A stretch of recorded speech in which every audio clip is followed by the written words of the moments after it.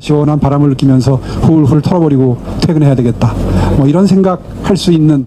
서울시의 역점 사업이었던 한강버스가 운항 열흘 만에 탑승이 중단된 이슈로 여론이 뜨겁습니다. 열흘 사이 무려 4차례나 고장이 발생하면서 서울시는 한 달간 선박 점검 및 무승객 시범 운항 기간을 갖기로 했는데요. 무려 1,500억 원을 들여 추진한 프로젝트가 첫 출발부터 삐걱거리는 모습을 보여 여기저기 우려의 시선이 쏟아지고 있습니다. 한강버스는 오 시장이 2023년 영국 런던 출장 당시 템스강을 오가는 리버버스를 탄 뒤 추진을 지시하며 도입되었습니다. 총 사업비는 당초 542억 원에서 선박 건조 지연 등으로 일정이 미뤄지면서 1,500억 가량으로 늘어나게 되었습니다. 짧은 운항 기간 동안 방향타 고장, 유압 펌프 문제, 전기 개통 문제 등 기기적 결함뿐만 아니라 취항일부터 폭우로 인해 운항이 취소되고 팔당댐 방류량 증가 건으로 운항 불가, 게다가 구명 설비 미비, 화장실 역류, 전기 장비실 개방 등 기본적인 관리 사항조차 지켜지지 않았고 운항 중 버스가 멈추는 사고까지 발생했습니다. 하지만 당시 불편을 겪는 승객들에게 안내방송조차 없어 더욱 불만의 목소리가 높았었죠.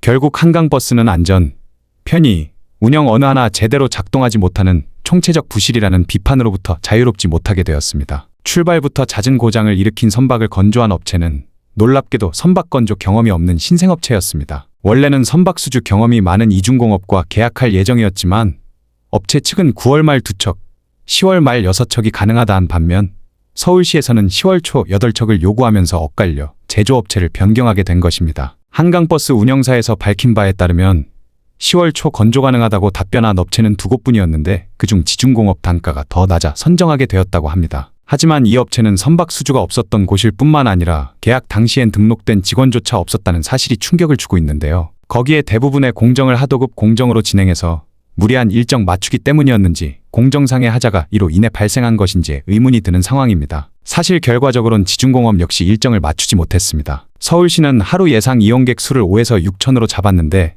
이 경우 연간 운영비 200억 원 가운데 운송 수입은 50억 원에 불과, 나머지 150억 원은 광고와 부대시설 수입으로 충당할 계획이지만 목표를 채우지 못할 경우 세금 투입은 불가피할 전망입니다. 이미 서울시와 서울시의회는 적자가 발생할 경우 예산 범위 내에서 재정 지원할 수 있다는 조례까지 만들어둔 상태인데요. 앞으로도 계속해서 세금으로 없던 지출이 늘어날 수 있다는 얘기죠. 출퇴근에 자꾸 집중해 주시는데 저는 그 11일 동안 그 배를 타신 분들이 관광으로 타셨어요? 아니면 대중교통으로 타셨어요? 라는 질문을 했을 때 서울 시민이 서울에서 이동을 하기 위해서 타는 것을 관광이라고 할 수 있는가? 지금 그 프레임 자체가 솔직히 뭐 결과적으로 지금 뭐 저희가 항변할 포인트라고 생각하지는 않고. 한강버스는 애초 출퇴근길 교통체증으로 인한 대안에 역점을 두고 출발한 사업이었습니다. 하지만 당초 예상보다 30분에서 50분가량 늘어난 운항시간과 환승의 불편함 등 실질적인 출퇴근길 교통수단이 될 수 있을지는 의문입니다. 하지만 이러한 말처럼 단순한 교통수단으로 본다 해도 그 실효성에는 의문이 들지 않을 수 없는데요. 폭우나 팔당댐 방류 때마다 운항이 중단된다면 상시적인 교통수단이라기보단 제2의 한강유람선과 다를 바가 없어 보이는데요. 과거 오세훈 서울시장이 한강 르네상스를 꿈꾸며 추진했으나 이용자 수가 적어 종료된 수상택시가 떠오르는 건 왜일까요? 이번 한강버스 사태를 두고 오 시장은 시민들께 송구스럽다는 입장을 밝혔습니다. 이 사업이 끝나면 그 과정 전체에 대해서 아주 강력한 감사를 실시할 예정입니다. 네. 해서 누구의 책임인지, 네. 어떻게 이런 문제 있는 업체가 그때 당시에 선정이 됐는지를 네. 명명백백하게 밝힐 생각입니다. 자칫 유체이탈 화법처럼 들리기도 하는데요. 명백한 것은 이 사업은 애초 오 시장의 아이디어에서 나왔고 성공했을 시 그 정치적 이득을 보는 것 또한 오 시장이고 실패 시 책임 또한 그가 져야 한다는 사실이죠. 그는 감사의 주체이기보다 감사의 대상이 되어야 하는 것이 맞을 것 같은데요. 시범 운항조차 못하고 시민들을 태울 만큼 무리하게 추진된 한강버스 사업. 다가오는 국정감사에서 서울시는 한강버스의 책임 공방에서 자유롭지 못할 것 같습니다.